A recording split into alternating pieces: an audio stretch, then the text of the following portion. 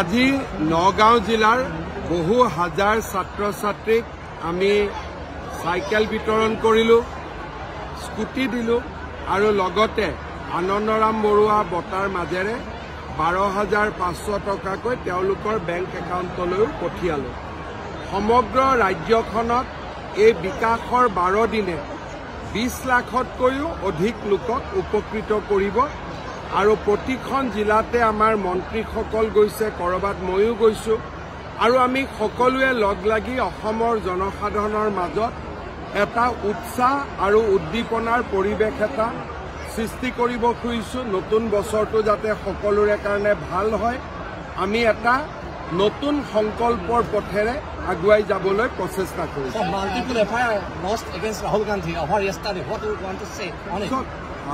ৰাহুল গান্ধীৰ যোৱাকালি যি ব্যৱহাৰ, সেই ব্যৱহাৰে আমাক সকলোকে স্তম্ভিত কৰিছে।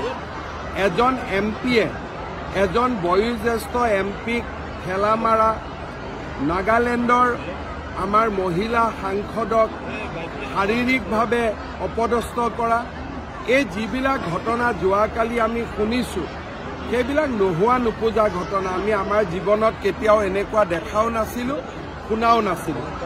মই ভাবো যে ৰাহুল গান্ধীৰ আচল চৰিত্ৰ, মইতো আগতেই জানো তেওঁৰ চৰিত্ৰ, এতিয়া তেওঁৰ চৰিত্ৰ ৰাইজৰ সন্মুখলৈও আহিছে আৰু ৰাইজে লাহে লাহে বুজি পাব যে এনেকুৱা নেতাই আমাৰ দেশলৈ খালি অন্ধকাৰ নমাই আনিব। তেওঁলোকে ক'তো আমাক আশা নেদেখুৱাই, পোহৰ নেদেখুৱাই সমাজখনক বিভক্ত কৰিব, সমাজখনক অন্যায় কৰিব।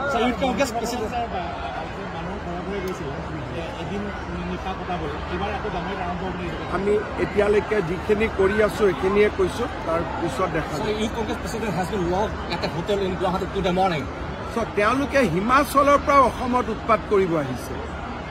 গতিকে জেলতে যাব লাগিছিল, কিন্তু তথাপিতো হোটেলত থৈ দিয়া হৈছে। বেলেগ ষ্টেটত হলেতো জেলত দি দিলেহেঁতেন, কিন্তু অসম মৰমীয়াল ৰাজ্যৰ কাৰণে হোটেলতে ৰাখি থোৱা হৈছে। ভূপেন বৰাই হওক, ৰিপুণ বৰাই হওক বা কংগ্ৰেছৰ যোনেই নহওক কিয়, তেওঁলোকে যোৱা কেইদিনমানৰ পৰা গুৱাহাটীত এটা গুলীচালনা হোৱাটো বিচাৰি আছে। কংগ্ৰেছৰ 2-3জন নেতাৰ মাজত কোনে ডাঙৰ নেতা হ'ব তাৰ প্ৰতিযোগিতা চলিছে আৰু সেই প্ৰতিযোগিতাখনত গুৱাহাটীৰ মানুহক তেওঁলোকে পণবন্দী কৰি আছে। কাৰণ ফায়াৰিং কৰাৰ পিছত সেই ফায়াৰিংটোতো কংগ্ৰেছৰ গাতো পৰিব পাৰে, বিজেপিৰ গাতো পৰিব পাৰে। যোৱা কালিৰ পৰা তেওঁলোকে চেষ্টা চলাইছে, অমুকত যাম, অমুক ভাঙিম, গেট ভাঙিম, কি কাৰণে নাজানো। আমিও কংগ্ৰেছ কৰিছো, কেতিয়াও পলিটিকেল পাৰ্টি আন্দোলনকাৰী নহয়। পলিটিকেল পাৰ্টিৰ আন্দোলন হয় ইলেকশ্যনৰ বাকচত, আৰু যি কৰিব খোজে মন্ত্ৰী বিধায়ক হৈ পৰে। ৰাজনীতি কৰা দল কেতিয়াও ছাত্ৰ সংগঠন হ'ব নোৱাৰে, যুৱ সংগঠন হ'ব নোৱাৰে। আন্দোলন কৰাটো পলিটিকেল পাৰ্টিজৰ কাম নহয়। তেওঁলোকে গুৱাহাটীত এটা গণ্ডগোল হোৱাটো বিচাৰিছে আৰু আমিও চাম যাতে তেওঁলোকে গণ্ডগোল কৰিব নোৱাৰে। মই মোৰ ক'বলগীয়া একো নাই, এইটো তেওঁলোকে জানে। বেমাৰ আছিল নাছিল এইবিলাক বিষয়ে মই মন্তব্য দিব নোখোজো।